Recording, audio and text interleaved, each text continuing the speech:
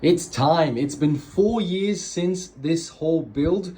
This is new, of course, and that's new, but this is kind of temporary. We're gonna rebuild this whole PC from scratch with custom water cooling again. The 4090 is gonna get cooled, that's gonna pop out, the case is gonna change, everything's gonna go bye-bye. This is getting old. Let's build something new, and we're gonna have the 7950X. Look at that, beautiful AMD Ryzen 9. And for cooling, we've got the EK Quantum Velocity 2, and that's specifically for this CPU. And then for the motherboard, we've got ourselves the X670E plus Wi-Fi, which has Wi-Fi 6, it's DDR5 and PCIe 5. How damn exciting. And that ROG Thor that you would have seen before is right here. It's very beautiful, and it sounds like a guitar. So make sure to subscribe to see the full build of this epic PC.